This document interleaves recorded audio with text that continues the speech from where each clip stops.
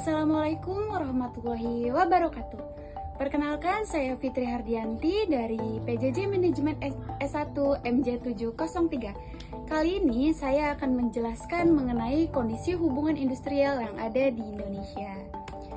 Di sini, yang ingin kita bahas adalah mengenai perselisihan kerja dan kasus PHK massal. Dilansir dari detik.com, sebanyak 1.126 karyawan PT Yuhong Novatex di Kabupaten Cirebon terkena PHK massal pada pertengahan Maret 2025.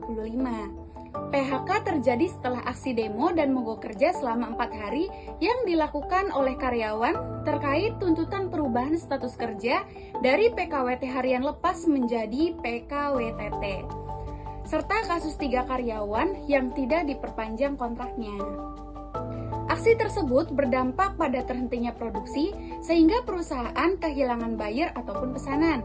Akibatnya, manajemen memutuskan untuk menutup operasional perusahaan dan mem-PHK seluruh karyawan. Saat ini, pemerintah Kabupaten Cirebon bersama dengan Dinas Tenaga Kerja dan Transmigrasi Jawa Barat tengah mengawal kasus ini untuk mencari solusi. Serikat Pekerja berencana mengajukan mediasi perselisihan hubungan industrial ke Disnaker Cirebon sesuai dengan Undang-Undang Nomor 2 Tahun 2004. Baik, setelah ini kita akan menjelaskan mengenai identifikasi sektor industri yang dibahas. PT Yuhong Novatex merupakan perusahaan penanaman modal asing (PMA) asal Tiongkok yang beroperasi di Desa Kanci, Kecamatan Astana Japura, Kabupaten Cirebon. Sebagai perusahaan manufaktur padat karya, PT Yuhong Novatex menjalankan kegiatan utama berupa produksi tekstil dan juga alas kaki. Aktivitas perusahaannya meliputi proses pengolahan bahan baku, produksi, hingga penyelesaian produk jadi yang ditunjukkan untuk memenuhi pesanan buyer. Dalam kegiatan operasionalnya, perusahaan mempekerjakan jumlah tenaga kerja yang besar dengan sistem kerja berbasis shift dan juga target produksi tertentu. Proses produksi sangat bergantung pada kelancaran hubungan industrial, karena terhentinya aktivitas kerja secara langsung sangat berdampak pada penurunan output dan keterlambatan pengiriman pesanan. Sebagai industri berorientasi pada pesanan, keberlangsungan kegiatan PT Yuhong Novatex sangat dipengaruhi oleh stabilitas produksi, kepatuhan terhadap regulasi ketenagakerjaan, serta hubungan kerja yang harmonis antara perusahaan dan juga karyawannya. Analisis menggunakan teori hubungan industrial. Yang pertama, analisis hubungan industrial tripartit. A. Peran pemerintah dalam hubungan industrial. Peran pemerintah memiliki tanggung jawab besar dalam menjaga keseimbangan hubungan kerja. Pemerintah membuat aturan ketenagakerjaan, mengawasi pelaksanaannya di perusahaan, dan menjadi mediator jika terjadi perselisihan antara pekerja dan juga pengusaha. Dalam kasus PT Yuhong Novatex, pemerintah melalui pengawas ketenagakerjaan atau Wasnaker sebenarnya sudah menemukan adanya masalah dalam sistem hubungan kerja. Wasnaker mengeluarkan nota pemeriksaan yang menyatakan bahwa sebagian pekerja dengan status PKWT harian lepas seharusnya diangkat menjadi pekerja tetap sesuai dengan peraturan yang berlaku. Permasalahannya terletak pada pelaksanaan dan pengawasan lanjutan. Pemerintah tidak cukup cepat dan juga tegas untuk memastikan bahwa perusahaan benar-benar menjalankan hasil pemeriksaan tersebut. Akibatnya, pekerja merasa haknya diabaikan dan kepercayaan terhadap pemerintah menurun. Ketika pengawasan tidak berjalan maksimal, maka konflik yang seharusnya bisa dicegah sejak awal justru berkembang menjadi aksi mogok kerja. Kemudian B. Peran pengusaha, yaitu PT Yuhong Novatex. Sebagai pengusaha, PT Yuhong Novatex memiliki kewajiban untuk mematuhi peraturan ketenagakerjaan sekaligus menjaga kelangsungan usaha. Perusahaan menyampaikan bahwa mereka akan menjalankan hasil nota pemeriksaan Wasnaker secara bertahap. Namun, penjelasan mengenai tahapan tersebut tidak disampaikan secara jelas dan terbuka kepada pekerja. Kurangnya komunikasi inilah yang menjadi pemicu utama konflik. Pekerja merasa perusahaan sengaja menunda pemenuhan hak mereka, sementara perusahaan mungkin sedang menghadapi keterbatasan bisnis. Di sisi lain, PT Yihong Novatex merupakan perusahaan manufaktur padat karya yang sangat bergantung pada kelancaran produksi dan kepercayaan buyer. Ketika terjadi aksi mogok kerja selama beberapa hari, maka produksi berhenti total dan pesanan dari buyer pun akan hilang.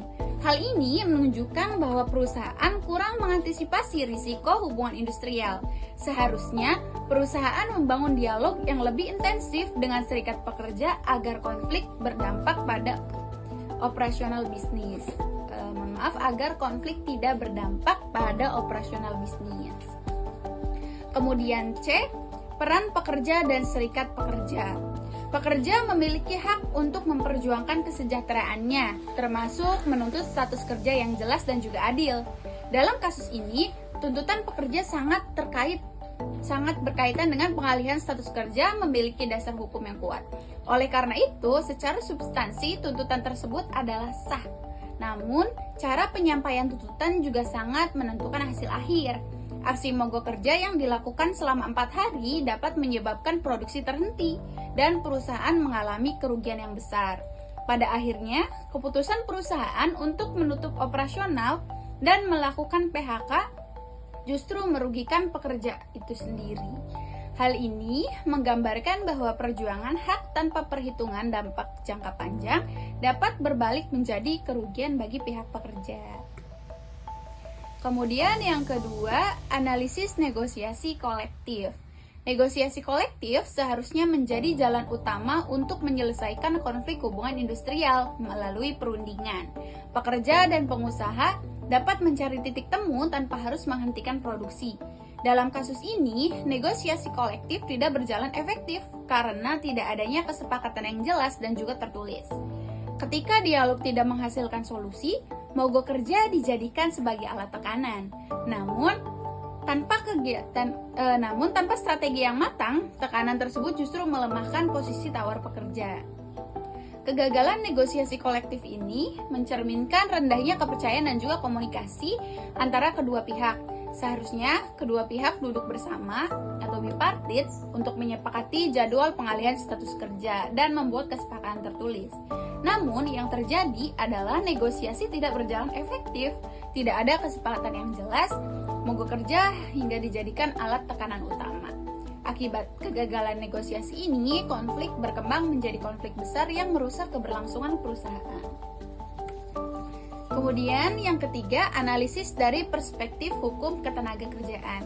Dari sudut pandang ketenagakerjaan, kasus PT Yihong Novatex berkaitan erat dengan beberapa ketentuan peraturan perundang-undangan yang mengatur status hubungan kerja, hak mogok kerja, dan mekanisme PHK. Pertama, terkait pengalihan status kerja dari PKWT harian lepas ke PKWTT. Hal ini diatur dalam peraturan pemerintah PP nomor 35 tahun 2021 tentang perjanjian kerja waktu tertentu, alih daya waktu kerja, dan juga waktu istirahat serta pemutusan hubungan kerja.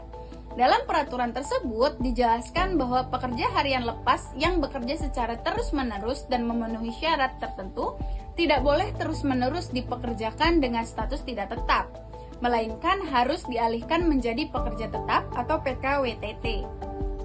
Nota pemeriksaan yang dikeluarkan oleh pengawas ketenagakerjaan atau Wasnaker menunjukkan bahwa perusahaan memiliki kewajiban hukum untuk menjalankan ketentuan tersebut.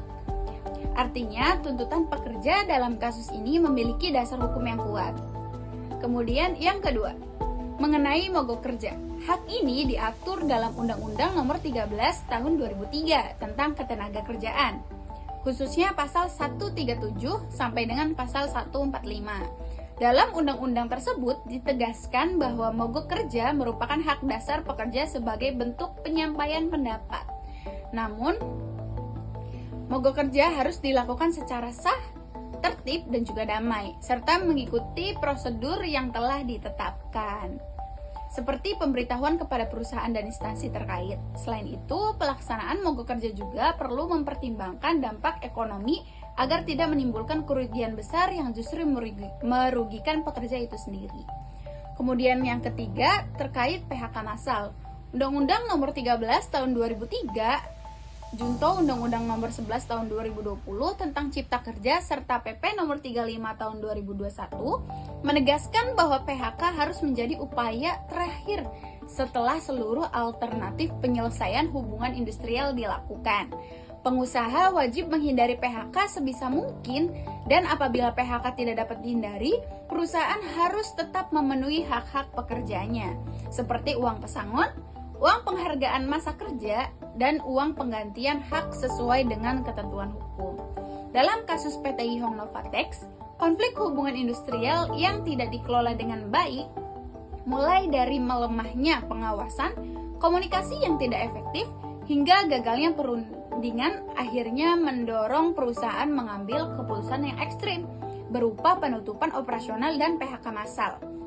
Hal ini menunjukkan bahwa ketidakpatuhan dan ketidakefektifan penerapan hukum ketenagakerjaan dan dapat berdampak langsung pada hilangnya lapangan pekerjaan. Kemudian di sini ada dampak dari PHK massal di PT Yihong Novatex. Yang pertama atau A, dampak terhadap bisnis atau perusahaan. Bagi perusahaan, dampak paling nyata adalah terhentinya operasional produksi. Sebagai perusahaan manufaktur padat karya, PT Yihong Novatex sangat bergantung pada kelancaran proses produksi dan kepercayaan buyer. Aksi mogok kerja yang berlangsung selama beberapa hari dapat menyebabkan proses produksi berhenti total, sehingga perusahaan gagal memenuhi pesanan yang telah disepakati. Akibat terhentinya produksi tersebut, perusahaan mengalami kehilangan buyer dan juga order, yang berdampak langsung pada kondisi keuangan. Kehilangan kepercayaan dari buyer tidak hanya bersifat sementara, tetapi juga dapat mempengaruhi reputasi perusahaan di mata mitra bisnis internasional. Dalam industri tekstil dan juga alas kaki yang kompetitif, ketidakstabilan produksi dapat membuat buyer beralih ke perusahaan lain. Dalam jangka panjang, kondisi ini membuat perusahaan mengambil keputusan ekstrim, berupa penutupan operasional, PHK massal, dan keputusan ini menunjukkan bahwa konflik hubungan industrial dapat menjadi faktor utama yang mengancam keberlangsungan bisnis, terutama pada perusahaan yang sangat sensitif terhadap gangguan produksi. Kemudian yang B, ada dampak terhadap pekerja. Dampak paling besar dirasakan oleh para pekerja adalah PHK massal menyebabkan kehilangan pekerjaan, sumber penghasilan bagi lebih dari 1.000 karyawan. Bagi pekerja yang menjadi tulang punggung keluarga, kondisi ini memicu tekanan ekonomi yang serius, seperti kesulitan memenuhi kebutuhan sehari-hari, biaya pendidikan anak, dan kewajiban lainnya. Selain dampak ekonomi, pekerja juga mengalami dampak psikologis seperti stres, kecemasan, dan ketidakpastian masa depan. Hubungan kerja yang berakhir secara massal dan mendadak dapat menurunkan rasa aman serta kepercayaan pekerja terhadap sistem ketenagakerjaan. Di sisi lain, meski tuntutan awal pekerja memiliki dasar hukum yang kuat, hasil akhir justru merugikan mereka sendiri. Hal ini menunjukkan bahwa konflik yang tidak dikelola secara tepat dapat menghilangkan peluang pekerja untuk memperoleh perlindungan dan kesejahteraan yang lebih baik. Kemudian, yang C, dampak terhadap masyarakat dan lingkungan sekitar. Dampak isu ini juga dirasakan oleh masyarakat sekitar lokasi perusahaan. Penutupan pabrik dan PHK massal menyebabkan penurunnya daya beli masyarakat, khususnya di wilayah sekitar tempat tinggal pekerja. Usaha kecil seperti warung makan, toko kelontong, kontrakan, dan jasa transportasi ikut berdampak karena kekurangan penghasilan dari pelanggan mereka. Selain itu, meningkatnya jumlah pengangguran berpotensi menimbulkan masalah sosial, seperti meningkatnya kemiskinan, ketimpangan ekonomi, dan kerawanan sosial. Pemerintah daerah juga ikut terdampak karena harus menanggung beban sosial yang lebih besar, seperti penyediaan program bantuan dan penyaluran tenaga kerja. Dalam jangka panjang, kasus ini dapat menurunkan kepercayaan masyarakat terhadap iklim investasi. Terutama di sektor industri padat karya, investor cenderung berhati-hati berinvestasi di daerah yang sering mengalami konflik hubungan industrial. Nah, kemudian di sini kita akan membahas mengenai strategi penyelesaian konflik dan rekomendasi solusi untuk meningkatkan hubungan industrial yang harmonis. Yang pertama, penyelesaian konflik melalui dialog dan mediasi. Langkah utama dalam penyelesaian konflik adalah menghidupkan kembali dialog sosial antara pengusaha dan juga pekerja. Perusahaan dan serikat pekerja perlu duduk bersama dalam forum perundingan bipartit untuk membahas akar masalah secara terbuka, khususnya terkait dengan status hubungan kerja dan pelaksanaan aturan ketenagakerjaan. Dialog ini harus dilakukan dengan itikat baik, tanpa tekanan dan juga ancaman dari kedua belah pihak. Apabila perundingan bipartit tidak mencapai kesepakatan, maka mediasi tripartit oleh pemerintah melalui Disnaker menjadi sangat penting.